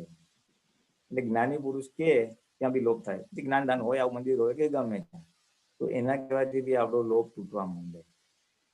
હવે એક જણ એવો હતો દાદા પાસે આવેલો, એ કે દાદા મારામાં લોભ બહુ છે અને લોભ તો એટલો બધો છે કે હું બીજા કોકને ત્યાં ઘી પીરસવા નીકળું ને તો મારાથી ઘી સરખું પીરસાય નહીં. મારા ઘરે તો નહીં, પણ બીજાના ઘરે બી બીજાનું આપવાનું હોય તો મારાથી અપાતું નથી. એટલો બધો લોભ છે મારામાં, મારે શું કરવું? તો દાદા એને કીધું તું કાલે ઘરેથી રિક્ષામાં આવે ને અહીંયા સત્સંગમાં તો આ એક પરચુરણ રાખજે 10 રૂપિયાનું, સિક્કાઓ બધા, અને એ સિક્કાઓ રસ્તામાં વેરતો વેરતો વેરતો આવજે. એટલે તારો લોભ તૂટશે. એક વાર એક આંગળી મુઠ્ઠીમાંથી ખુલે તો પછી તારો લોભ તૂટે. એટલે પરચુરણ બોરવાનું બી એક ઉપાય લોભ તોડવા માટે, જે બહુ જ અત્યંત આમ બંધાઈ ગયું હતું એના માટે આ સૂચન કરેલું હતું. અને જે પેલાના જમાનામાં જાત્રા વગેરે જતા હતા એ લોભ તોડવા માટે જ હતું. કારણ કે ત્યારે પૈસાની બહુ છૂટ ના હોય એટલે લોકો ભેગા બહુ કરે અને જલ્દી વાપરે નહીં. જાત્રામાં જવાનું રાખે એટલે એ બને ત્યાં જાત્રા જમા વાપરે, મંદિરને બધે દર્શન કરે તો એ ત્યાં થોડુંક દાન કરે, કોઈ ગરીબ જોઈએ તો એને આપે. એટલે એમ આપતો આપતો આપતો એનો લોભ છૂટે. એવું આખા બધા લોભથી છૂટવાનો પહેલો ઉપાય કે વાપરવાથી આપણો લોભ છૂટે. પછી બીજો ઉપાય એવો છે કે સમજણથી. એટલે દાખલા તરીકે એમાં કે છે કે 2 હીરા આપણે કોકને આપ્યા, એને કીધું મને થોડોક ટાઈમ આપો, હું પાછું આપી દઈશ. પણ હવે પછી આપે નહીં. આપણે 2 મહિના પછી ફોલોઅપ કર્યું તો નથી આપતો, 6 મહિના થઈ ગયા તોય નથી આપતો, અને આપણને ચિંતા થાય હવે શું થશે, આપણા પૈસા ગયા, 50 લાખના હીરા ગયા, કેવી રીતે કરીશું, શું કરશું? દાદા શું કે છે, 50,000ના હીરા ગયા તો શું કરીશું? દાદા કે છે તારે વિચારવાનું કે તારી પાસે મૂડી કેટલી છે? તો કે મારી પાસે 25 લાખની મૂડી છે. તો તારે સમજવાનું કે આ 25 લાખમાંથી આ 50,000 ઓછા થયા અને તારી પાસે મૂડી ફક્ત 24.5 લાખની જ છે. એને સમજણ મૂકી દો અને બુદ્ધિમાં બેસાડી દો, તો પછી એ જે ચિંતા થાય છે મારા ગયા એ ચિંતા બંધ થાય. એટલે સમજથી એ લોભ આ રીતે તૂટી શકે છે. પછી બીજી સમજ કે હું જે આ બધું ભેગું કરું છું, તો હું કોના માટે ભેગું કરું છું? આ ભેગું કરીને મને શું સુખ મળ્યું? મેં તો કાંઈ ખાધું નહીં, પીધું નહીં ને વાપરાય નહીં, તો મને સુખ શેનું મળ્યું? પારકાને આપીને જ જવાનું છે ને. માણસ મરી જાય તો છેવટે સાથે તો કાંઈ આવવાનું નથી. એ જેટલું બી એને ભેગું કર્યું હશે ધન, એ બધું છોકરા છે એને આપીને જ જવાનું છે. અને આ ભેગું કરવામાં પોતાનું સુખ તો ખોઈ નાખીએ છે ચિંતા કરીને. હાય વધારે ક્યાંથી મળે, હાય ઓછા ના થઈ જાય, હાય ઓછા ના થાય, ચિંતા કરીને ભેગું કરે છે. એમાં જે પોતાનું સુખ ખોઈ નાખે છે, પોતે સાથે મળવાનું નથી. એટલે આવી સમજણ પોતે પોતાની જાત સાથે કરે તો પણ લોભ છૂટી શકે છે. અને ત્રીજું, આ ઘણીવાર તો ખોટા કામ બી કરે પૈસા ભેગા કરવા, ગુના કરે, 2 નંબરના ધંધા કરે, તેને પછી ભોગવટા અને સજા તો આવશે જ, કુદરત છોડશે નહીં. એટલે અનીતિનું રીતે ભેગું કરો તો ભોગવવાનું આવશે. તો શેના માટે ભોગવવા, શેના માટે ભેગા કરવા? એટલે આવી જે સમજણ આપ મૂકીએ તો એ સમજણથી બી લોભ છૂટી શકે છે.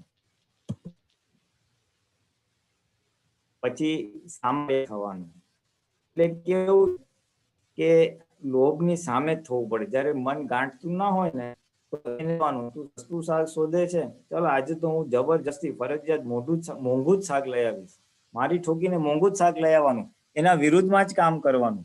તો લોભ પછી તૂટવા માંડે. લોભ કે આપણા માલિક આપણા હાથમાં રહ્યા નથી, એ તો સાલું મારું સાંભળતા જ નથી.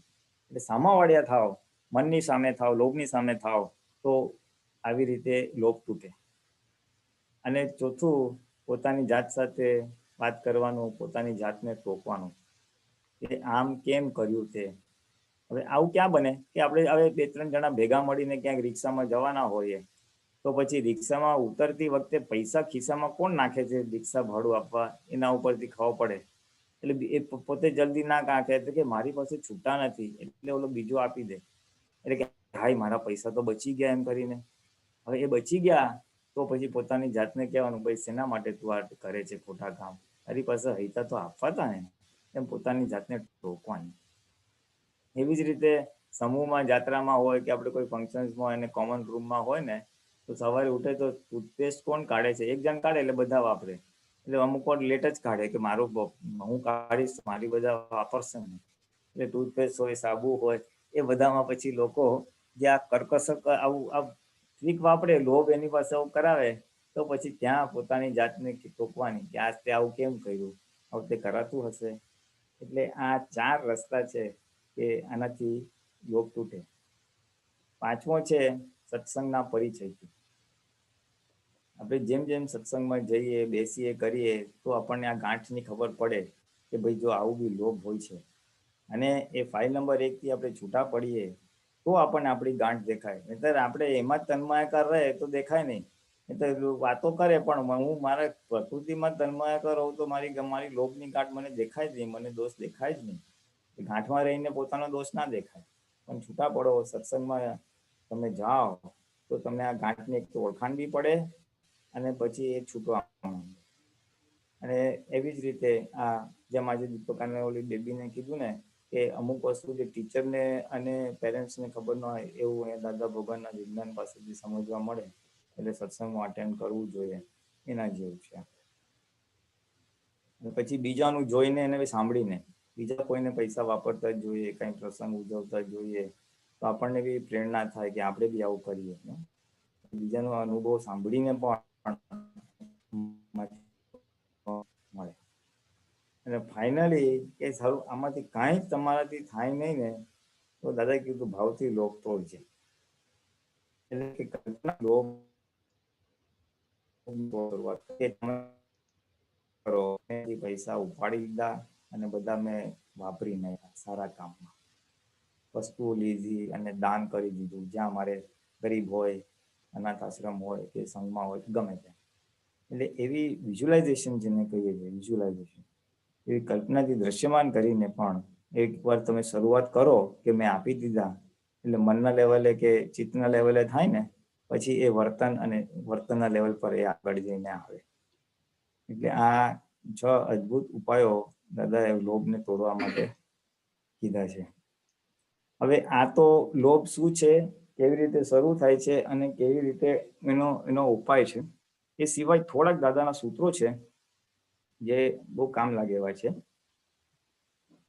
જરૂર પૂરતા રૂપિયા આવે અને જરૂર પૂરતા જાય, પછી અડચણ ના પડવી જોઈએ, એનું નામ ધનવાન.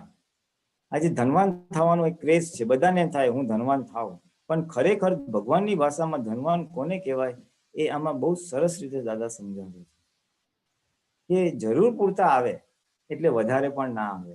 વધારે ના આવે તો મારે પછી એને ક્યાં સંઘરવા, ક્યાં ઇન્વેસ્ટ કરવા, પછી ઇન્વેસ્ટમેન્ટનું ધ્યાન રાખવું, એટલે તમારો આખો ઉપયોગ જાગૃતિ અને કેટલો બધો સમય એમાં જતો રહે. પછી જરૂર પૂરતા ઓછા આવે તો તમને અડચણ પડે, જે આપણું જીવન નિર્વાહ માટે આવશ્યક છે એટલું ઓછું પડે તો એ બી મુશ્કેલી. એટલે જરૂર પૂરતા તો આવે અને વધારે પણ ના આવે તો એનું નામ ધનવાન કહેવાય. આ બહુ મોટી ડેફિનેશન છે. એટલે દાદા અમને બી કહેતા કે પૈસા તો વહેતા રહેવા જોઈએ, ભીડ નહીં અને ભરાવો પણ નહીં, એટલે કડકી પણ નહીં અને એક્સેસ પણ નહીં. તો that is the ideal condition. કારણ કે છેવટે પૈસા શું છે, એ શેના માટે જોઈએ છે? તો કે આ શરીરને ટકાવવા પૂરતું અને જે વ્યવહાર છે ટકાવવા પૂરતું. હવે વ્યવહારને શરીર ટકી ગયું એટલે પૂરું થઈ ગયું, પણ એક્સેસ કે અંડર થયું તો મુશ્કેલી. અને જેને આવી રીતના નોર્મલ ફ્લો રહ્યા કરે તો બહુ સારું. અને કુદરત રાખે છે, માણસ પરણે ને ત્યારે એની અમુક આવક હોય, પછી છોકરા થાય ને તો આવક વધે, પછી જેમ મોટા થાય ને એના લગ્ન કરવાનો ટાઈમ થાય ને તો કુદરતી આવક વધે જ. એટલે એવું જે ફ્લો વાળું રહે કે ભીડ નહીં, ભરાવા નહીં, અડચણ બી ના પડે, તો એને ધનવાન કહેવાય ભગવાનની ભાષામાં. એટલે જો આપણે આવા પોઝિશનમાં હોય ને તો જરાય દુઃખી થવાનું કારણ નથી. વિતરકોની ભાષામાં આપણે ધનવાન જ છીએ. પછી લોભ ક્યારે થાય? કોઈ પણ વસ્તુને જોઈને આસક્તિના પરમાણુઓ ઊભા થાય અને તેની મય આત્મા ભળે ત્યારે લોભ ઊભો થાય. આ એક ટેકનિકલ ડેફિનેશન આપી છે લોભની. આત્મા ભળે એટલે વ્યવહાર આત્મા અજ્ઞાની માણસ માટે. એટલે કોઈ વસ્તુ જોઈ અને આસક્તિ એટલે એને ખેંચાણ થાય, હું આ વસ્તુ લઉં, તો તે લોભની શરૂઆત. જે આપણે પહેલા બી જોઈ, કઈ પણ વસ્તુ જોઈ અને લેવાનો ભાવ થયો એનું નામ જ લોભ. સ્ટાર્ટિંગ પોઈન્ટ ઓફ લોભ આ છે. એટલે હવે જોઈ લેવાનું કે આપણે આ ક્યાં ક્યાં ડિસ્ચાર્જમાં રહે છે. કારણ કે લોભથી બેઝિકલી શું થાય છે, કઈ પણ વસ્તુ તમે જુઓ પછી તમે લ્યો અથવા તમે એ વસ્તુ પ્રાપ્ત થવાનો ભાવ કરો તો પછી એક સંયોગ ઊભો થાય તમારે. અને સંયોગ ઊભો થાય એટલે તમે આખું સંસાર ઊભો થયો, આખું પૂતગલ પરિણીતિ ઊભી થઈ. લોભથી સંયોગ ઊભો થાય, સંયોગ ઊભો થાય એટલે સંસાર ઊભો થઈ ગયા. એક પણ સંયોગનો લોભ હોય ત્યાં સુધી સંસારમાં આવવું પડે છે. મને આવા છોકરા જોઈએ, આવું ઘર જોઈએ, આવું મકાન જોઈએ, આવું સાધુ થવું છે, ગાયક થવું છે, એવું કંઈ પણ સંયોગનો લોભ થયો ને તો પાછું સંસારમાં ભોગવવું પડે. ત્યાં સુધી સંસારની રજળપાટ ચાલુ રહે છે. અને સંયોગનો સ્વભાવ દુઃખદાયી છે, પણ સંયોગનો લોભ છે ત્યાં સુધી સંસારમાં ભટકવું પડે છે. જ્યાં લોભ સૌથી છેલ્લે જાય એ જે છે તે આને લીધે, કારણ કે કંઈ ને કંઈક રહે જ અને એનાથી પછી સંયોગ ઉભો થાય છે અને સંસારમાં ભટકવું પડે છે. એટલે જો મોક્ષે જવું હોય તો આ લોભ કસાયથી બી મુક્તિ જોશે, એવું આખું આમાં કે છે. ક્રોધ, માન, માયા, લોભ જે 4 કષાયો છે ને એનું કોરિલેશન આગળ દાદા ભગવાન સમજાવે છે કે આ બે કઈ રીતે છે. તો કે ક્રોધ અને માયા એટલે કે કપટ એ માન અને લોભના રક્ષકો છે. એટલે ક્રોધ જે છે ને એ માન કષાયનો રક્ષક છે. મારું અપમાન ના થાય ને એટલે હું બીજા પર ચીડાઈ જાઉં, એટલે મારું માનનું રક્ષણ થાય. પછી મારા પૈસા ઓછા ના થાય ને એટલે હું કપટ કરું, જેથી કરી મારું લોભનું રક્ષક કરે. દાખલા તરીકે હવે આપણા ઘરે કોઈ આવ્યું હોય, જરા ઇસ્ત્રી આપો ને તમારી, તો પછી મારે આપવી ન હોય તો હું શું કહું, ગઈકાલે જ બગડી ગઈ, તો હું આપત તમને, એટલે હું જુઠ્ઠું બોલું. એટલે કપટ કર્યું છે એના માટે તો કે મારી ઇસ્ત્રી ના આપવી પડે. એટલે કપટ એ લોભનું રક્ષણ કરે છે અને ક્રોધ એ રક્ષણ કરે છે. પણ ક્યારેક ક્યારેક એવું પણ બની શકે છે કે કપટ છે ને એ માન માટે બી કરે. એટલે કે વધુ ક્યાંથી માન મળશે, એને કહેશું ને તું મારી વાવા કરજે, હા મને 2-4 લોકોની સામે બોલજે. એટલે માન મેળવવા માટે બી ક્યારેક કપટનો યુઝ થઈ શકે છે. અને લોભિયાને એના પૈસા ઓછા થઈ જતા હોય ને તો ક્યારેક ક્યારેક ક્રોધ કરી બી શકે છે. એટલે ક્રોધ ક્યારેક લોભનું રક્ષણ બી કરી શકે છે, પણ ઓન એન એવરેજ ક્રોધ એ માનનું રક્ષણ છે અને આ લોભનું રક્ષણ આ કપટ છે. અને સૌથી ભારેમાં ભારે અંધ એટલે લોભાંધ, અને એનાથી બીજા નંબરે હોય તો વિષયાંધ. એટલે માણસ આંધળો કોણ થઈ જાય? ખરાબમાં ખરાબ જો હોય, ભારેમાં ભારે. ભારેમાં ભારે એટલે શું? કે સૌથી છેલ્લે જાય, very difficult, it goes at the last time. એટલે લોભમાં માણસ આંધળો થઈ જાય, અને એથી બીજા નંબરે કયું કે વિષયમાં આંધળો થઈ જાય. લોભાંધ એટલે દુનિયાનો એક નવી જાતનો રાજા. વિષય વાળો તો મોક્ષે જવાને માટે પ્રયત્ન હજી કરે, કારણ કે વિષય વાળાને તો ક્લેશ થાય ને, એટલે પછી એ કંટાળે. જ્યારે લોભાંધને તો ક્લેશ પણ ના થાય, એ તો એની લક્ષ્મીની પાછળ જ પડેલો હોય. લક્ષ્મી કઈ બગડતી નથી ને એ જ જોયા કરે, અને એમાં જ એ ખુશ હોય. મારા પૈસા બચ્યા ને બહુ ખુશ થઈ ગયો, પૈસા બચ્યા ને ખુશ, એટલે એને આંધળો જ કરી નાખે લોભ. છોકરાને કે છોકરો હોય તો એને લક્ષ્મી પડેલી હોય, એને લક્ષ્મીની સાચવવા, એને લક્ષ્મીને સાચવવા બહુ ત્યાં સાપ થઈને પાછો બગાડે. એટલે લોભ્યો હોય તો કેટલો આંધળો થઈ શકે છે. છોકરામાં એને રસ ના હોય, બસ પૈસા છે ને. એટલે ખરાબમાં ખરાબ એટલે ભારેમાં ભારે લોભાંત, અને પછી વિષયાંત કહેવામાં આવે છે. લોભિયાની જાગૃતિ લોભમાં કેટલી હોય એવી જાગૃતિ આત્મામાં રહેવી જોઈએ. જ્યાં ને ત્યાં આત્મામાં જ જાય. એટલે આમાં સમજાવે છે કે જેમ લોભિયો આખો વખત લોભમાં હોય ને, એમ આપણે બી મોક્ષે જનારે જો આત્મામાં જ એવી જાગૃતિ રાખે કે મારી આત્મ જાગૃતિ વધે, કેમ કરીને ઉપયોગ રહે, તો એનું કામ થઈ જાય. હવે થોડુંક વણિક અને ક્ષત્રિય પ્રકૃતિની વાત છે કે વણિક એટલે નિરંતર વિચાર કરી કરીને જ કામ કરે. વિચાર કરનારો હંમેશા લોભી થાય.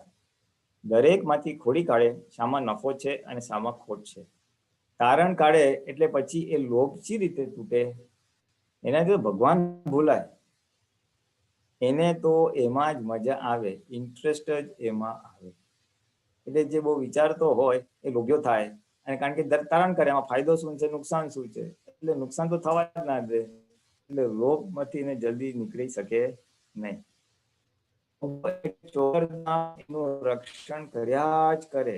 આખો દાડો વિચારોથી લોભનું રક્ષણ કર્યા જ કરે. આ લોભિયાને એક થોડીક પારાશીસી, એને વિચાર એના જ આવે કેમ પૈસા બચે, વસ્તુ બચે. લોભ એવી વસ્તુ છે કે ચિત્ત એમાં ને એમાં જ રહે. એટલે ભગવાને કહેલું કે લોભ છોડાવવા માટે એનો રસ્તો કરજો, નહીં તો લોભ નહીં છૂટે, અને તમારે લોભની ગાંઠ તૂટે નહીં ત્યાં સુધી મોક્ષે જવાય નહીં. આ ફાઇનલ સૂત્ર છે, સમજવા જેવું છે કે આ શેના માટે કહે છે કે જો તમારો લોભ નહીં તૂટે તો મોક્ષે નહીં જવાય, અને લોભ છોડવા માટે કાંઈ ને કાંઈ રસ્તો કરજો, નહીં તો તમારું ચિત્ત એમાં ને એમાં જ રહેશે. એટલે જ આપણે બધું વાત કરીએ છીએ કે બધી વસ્તુઓ આપવાની. લગભગ આ બસ આ મારું અહીંયા પૂરું થાય છે કે લોભ શું છે, કેવી રીતે સ્ટાર્ટ થાય છે, અને એ કઈ રીતે જાય. સૂક્ષ્મ વાતો છે. હું મારો જે અનુભવ કહેવાનો છે હું જરા બ્રીફલી આની સાથે જરાક વણી લઉં છું, જસ્ટ વેરી બ્રીફ, એટલે પછી પાછળથી રહેવાનું નહીં. જ્યારે વર્ષો પહેલા મને યાદ છે દાદા ભગવાન સાથે હું બેઠો હતો, ત્યારે કઈ વાતમાંથી વાત નીકળી હતી, અને હા સારું કહ્યું. એટલે વાતમાંથી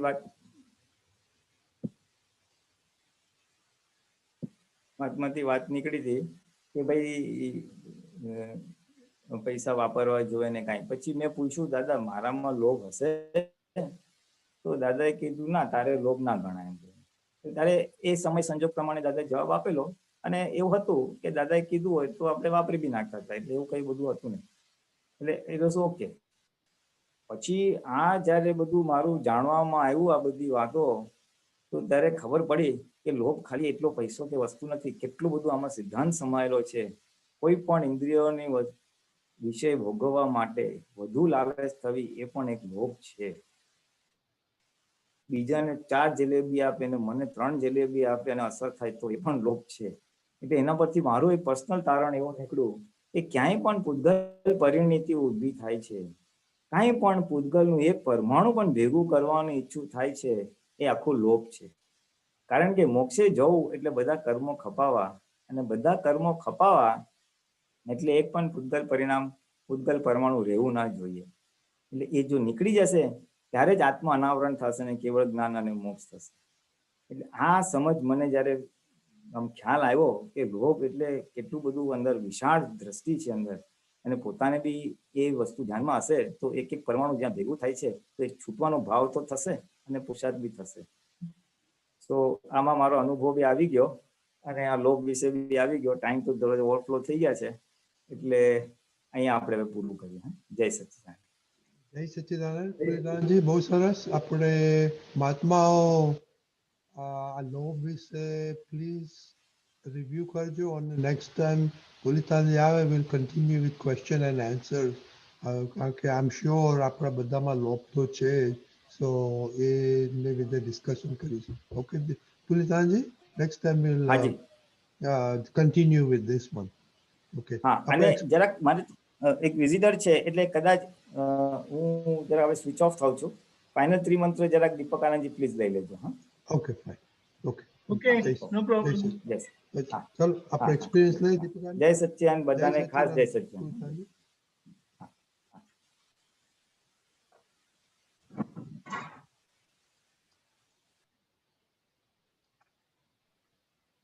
સચ્ચિદાનંદ. જય સચ્ચિદાનંદ. જય સચ્ચિદાનંદ. સુશીલભાઈ, જય સચ્ચિદાનંદ. જય સચ્ચિદાનંદ. શું વાત છે? તે આપણી વચ્ચે બહુ યંગ. જય સચ્ચિદાનંદ. અંજલીબેન, સરસ. સુશીલભાઈ ફ્રોમ અમદાવાદ, આપણા નરેન્દ્રભાઈ પ્રજાપતિના વાલા જમાઈ છે. પધારો, જણાવો તમારો અનુભવ. બહુ સરસ. જય સચ્ચિદાનંદ. પહેલા તો સર્વે આપતપુત્રોને મારા જય સચ્ચિદાનંદ. સર્વે મહાત્માઓને મારા જય સચ્ચિદાનંદ. મારી ઉંમર 25 વર્ષ છે અને હું અમદાવાદમાં રહું છું. અને સૌથી પહેલા તો દાદા ભગવાનનું મને કોઈ જ્ઞાન નહોતું, મને કોઈ આઈડિયા નહોતો. પણ જ્યારે મારી સગાઈ નક્કી થઈ, લગ્ન નક્કી થયા, ત્યારે પછી મારા ફાધર ઇન લો અને mother in law Narendra Kumar Prajapati અને ગીતાબેન પ્રજાપતિ, એમના થ્રુ મને દાદાનો પરિચય થયો. પછી મેં દાદાનું જ્ઞાન પ્રાપ્ત કર્યું. શરૂઆતમાં મને કોઈ ખબર પડતી નથી આમાં. હજુ જ્ઞાન પ્રાપ્ત થાય મારે 1 વર્ષ જ થયું છે. એટલે શરૂઆત પછી મેં ધીમે ધીમે સત્સંગ જોઈન કરવાનું ચાલુ કર્યું, ઘરે વિધિ કરવાની ચાલુ કરી, બધું ચાલુ કર્યું. એટલે થોડો દાદાનો અનુભવ થતો ગયો. હવે મારો જે હમણાંનો જ લેટેસ્ટ અનુભવ છે કે થોડા ટાઈમ પહેલા મને કોરોના થયો હતો. મને અને મારા આખા પરિવારને, અમે બધા કોરોનામાં સપડાઈ ગયા હતા અને બહુ ખરાબ સ્થિતિ થઈ ગઈ હતી એ વખતે. અને મારી એ વખતે જે હાલત હતી, અને એ વખતે મેં કોરોનાનો રિપોર્ટ કરાયો અને બહુ જ ખરાબ રિપોર્ટ આવ્યો હતો અને હું એકદમ ડરી ગયો હતો. ત્યારે મારા ફાધર ઇન લોએ મને સલાહ આપી કે તમે એકવાર આપતપુત્ર સાથે વાત કરો, આવી રીતે ડરશો નહીં, દાદાનું ધ્યાન કરો, દાદાને કહો હાજર થઈ જાય. પછી મેં જયમેશાનંદજી જોડે વાત કરી, મહેન્દ્રાનંદજી જોડે વાત કરી, તો બહુ સરસ એમને મને સમજાયું. હું તો એટલો ડરેલો હતો કે હું વાત કરવાની પણ હાલતમાં નહોતો. પછી એમના સાથે વાત થઈ મારી, અને એમને મને બધું સમજાવ્યું કે આ બધું જે થઈ રહ્યું છે એ કોની સાથે થઈ રહ્યું છે, કે તમે તો ઋષિલ છો અને આ બધું થઈ રહ્યું છે ઋષિલ સાથે, અને તમે એક શુદ્ધાત્મા છો. રિયલ સ્વરૂપ તમારું શુદ્ધાત્મા છે અને રિલેટિવલી તમે ઋષિલ છો. ત્યાં જે બી થઈ રહ્યું છે ઋષિલ ના થઈ રહ્યું છે, તમે કેમ આટલી ચિંતા કરો છો? એટલે એ રીતે એમને એટલી બધી સારી સમજણ આપી અને એમને બહુ સરસ ઉદાહરણ આપ્યા હતા. પછી મેં એમને કહ્યું કે મને કેમ આવું થયું, મારા આખા પરિવારને આવું થયું, મારી સાથે જ કેમ આવું? આપતપુત્ર મહેન્દ્રાનંદજી સાથે પણ મારી વાત થતી હતી, તો એમને મને સમજાયું કે આ જે પણ થઈ રહ્યું છે એ તમારે જે કર્મો છે એનું ભોગવવાનું તો છે જ, કે જે આવ્યું છે એનો ભોગવે જ છૂટકો. એટલે ચિંતા નહીં કરવાની, જે પણ થઈ રહ્યું છે તમારા કર્મો સાફ થઈ રહ્યા છે, તમારા કર્મોનું જે છે ફળ એ આગળ બહુ સારું જ મળશે. આ રીતે બહુ સાચી સમજણ આપી એમને. અને પછી જ્યારે મેં એમની સાથે વાત કરી, હું એટલો ગભરાઈ ગયો હતો કોરોનાથી, પણ એમની સાથે વાત કરી પછી મેં બધું દાદાને સોંપી દીધું. મારે એવી હાલત હતી કે હું ફોન ઉપાડવાની બી હાલતમાં નહોતો. અને રાત્રે જ્યારે હું સૂઈ જાઉં ત્યારે દાદા ભગવાનના અસીમ જય જયકારો સાંભળતો હતો. આખો દિવસ દાદાના અસીમ જય જયકારો કરતો હતો, સત્સંગ સાંભળતો હતો. એટલે આ રીતે હું કોરોનામાંથી બહુ ખૂબ જ જલ્દી રિકવરી થઈ અમારી, અને બહુ જલ્દી અમે બહાર આવી ગયા આમાંથી. એટલે આ બહુ સરસ અનુભવ રહ્યો મારો.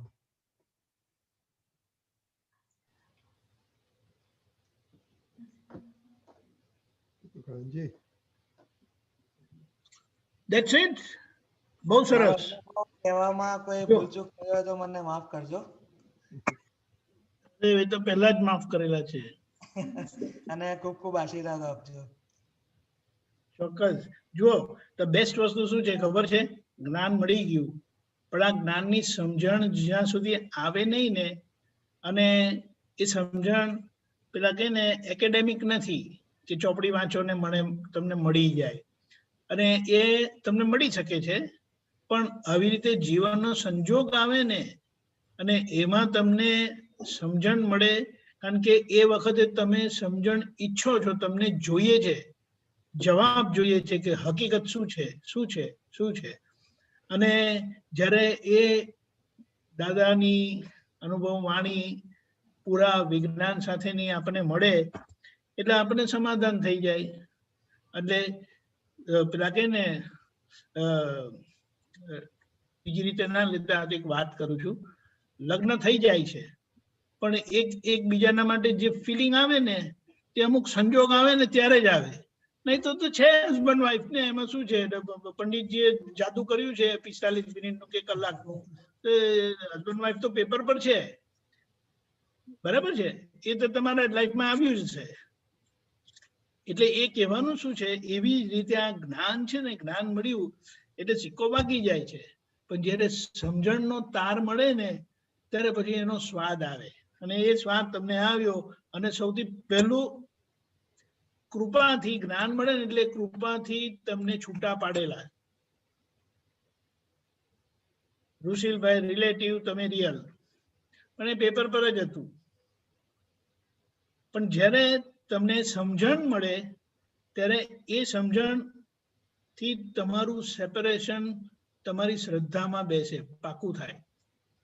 ચોક્કસ. હવે જો આ સેપરેશન નહીં હોય, એક તો થતા જ નથી. જેમ કે ને પરણ્યા પછી કુંવારા નથી કહેવાતા, વાત સાચી ને? સાસુ સસરા અને બીજા બધા લોકો કુમાર કુમાર કરીને કહે, પણ તમને તો ખબર જ છે ને કે પરણેલા છે એટલે હવે કુમાર ના કહેવાય કરીને. કુમાર કોઈ કહે તો સાંભળવાનું સારું લાગે. એટલે આપણા એક પટેલ મહાત્મા છે, તે આવી જ રીતે એમને કુમાર કરીને કીધું, તો એ જમાઈ રાજે ધીમેરીને કીધું, પપ્પાજી તમારી દીકરી જોડે લગ્ન થયું ને એટલે મારું કુમારપણું જતું રહ્યું. હવે જો તમે મને ફરી કુમાર કુમાર કહેતા હોય તો મને તમારો આશય કઈ સમજાતો નથી. એમ ખબર પડી? એટલે કહેવાનું શું કે આજે ઋષિ નામ જોડે અને મન વચન કાયા જોડેની જે આપણી અજ્ઞાનતામાં જે કનેક્ટિવિટી હતી ને, એકાકારપણું, એ તો છૂટું પડી જ જાય છે. એટલે એક રહેતા નથી. કારણ કે તમને જ્યારે પણ પૂછું તો તમે કોણ છો? હું શુદ્ધાત્મા છું. કેટલી ખાતરી છે? પૂરેપૂરી. જો આ શું કહેવાય? લગ્ન પહેલા પેલા બેન કોણ છે કે હું જાણતો નથી, અને લગ્ન થઈ ગયા પછી મારા વાઈફ છે. કેટલી ખાતરી છે? વધારે કહેતા નહીં ને તો મારું મગજ ખરાબ થશે. બરાબર છે? કેટલી ખાતરીથી કહો છો ને. એટલે કહેવાનું શું છે, એ થયેલું છે, પણ છતાં અસર કેમ થાય છે તો કે કૃપાના ભાગનું સેપરેશન થયેલું છે, સમજણના ભાગનું સેપરેશન નથી થયેલું. એટલે કૃપાના ભાગનું સેપરેશન તમે બોલો કે પૂછો ત્યારે તમે કહેશો, પણ અસર રહ્યા કરે, એટલે ભય રહ્યા કરે. આજે ફિયર તમને જે આવ્યો ને, ડર આખો કોરોનામાં, પણ એ જ્યારે સમજણથી તમારું સેપરેશન સમજાયું તમને, તો એ ડર જતો રહ્યો. એકદમ હવે બરાબર. આ ડર એક બાબતમાં ગયો, ધીમે ધીમે બધી બાબતમાં સમજણના ઉપયોગથી એ જતો જશે ને, ત્યારે તમને સેપરેશનનો સ્વાદ આવશે. એટલે શ્રીમદ રાજચંદ્રજી આના માટે બહુ સરસ કીધેલું. આ 3 સ્ટેપિંગ છે. જ્ઞાન મળવાથી નિશંક થાય છે કે મન વચન કાયાથી તદ્દન જુદો એવો હું શુદ્ધાત્મા છું. એ નિશંકતા સમજણમાં આવે ત્યારે આ મન વચન કાયા ભયજનક છે, ભય પમાડે એવા છે. ક્યારે શું થાય કશું ખબર નથી, પણ આ જ્ઞાનની સમજણથી, પોતાની છૂટાપડાની સમજણથી, આજે થવાનું છે તે મને નથી થવાનું, એ તમને નિર્ભય બનાવે છે. એ નિર્ભયતાનો સ્વાદ જ આખો જુદો છે. એ તમે ચાખ્યો. હવે આ બધા સંજોગોમાં, આ ક્રિટિકલ કન્ડિશનમાં તમે નિર્ભય થયા. હવે નાની નાની બાબતોમાં પણ તમે એ સમજણથી રહેતા જશો ને, તેમ તેમ પેલા કહે ને, અનુભવ વાળી નિર્ભયતા તમારામાં આવશે. અને એ નિર્ભયતા જેને અનુભવ વાળી થશે ને, તમને છૂટાપણાનો સ્વાદ આવશે, અસંગતાનો સ્વાદ કે એ ફાઇનાલિટી છે. એટલે એના માટે તમને બંનેને, સારા પરિવારને ખૂબ આશીર્વાદ. બહુ સરસ. Go ahead. જય સચ્ચિદાનંદ. જય સચિદાનંદ ઋષિલ, બહુ સરસ એક્સપિરિયન્સ. તો હવે તમે તો યુથ છો, તો અમે આપણે યુથનો પ્રોગ્રામ થાય છે, તો એમાં જોઈન થશો તો વધારે સમજણ પડશે ને વધારે ઉગાડ થશે. ચોક્કસ. કેટલા વાગે હોય છે શનિવાર તમારો ટાઈમ દીપકાનંદજી યુથમાં? યુથ ઇઝ સન્ડે 6:30, એટલે આજે 6:30 હોય છે. આજનો ટાઈમ જતો રહ્યો, આવતા સન્ડે. તો ટ્રાય કરજો આવવાનું. તો તમારે કોઈ એક્સપિરિયન્સ છે દીપકાનંદજી? હા, મારે તમે તો ના, આજે તો ટાઈમ બહુ થઈ ગયો. ઓકે, તો પછી ત્રિમંત્ર બોલાવો અને ઋષિલ પ્લીઝ ફોલો કરજો તમે બંને. નમો વિતરાગાય, નમો વિતરાગાય, નમો અરિહંતાણમ, નમો અરિહંતાણમ, નમો સિદ્ધાણમ, નમો સિદ્ધાણમ, નમો આયરિયાણમ, નમો આયરિયાણમ, નમો વજ્જાયાણમ, નમો ઉવજ્જાયાણમ, નમો લોય સૌ સાહુણમ, નમો લોય સવ સાહુણમ, એસો પંચન મુક્કારો, એસો પંચન મુક્કારો, સૌ પાવપણાસનો, સવ પાવપણાસણો, મંગલાણમ ચ સૌવેસીમ, મંગલાણમ ચ સંવેસિમ, પડમમ હવૈ મંગલમ. પરમં હવૈ મંગલમ. ઓમ નમો ભગવતે વાસુદેવાય, ઓમ નમો ભગવતે વાસુદેવાય, ઓમ નમઃ શિવાય. ઓમ નમઃ શિવાય. જય સચ્ચિદાનંદ. જય સચ્ચિદાનંદ. જય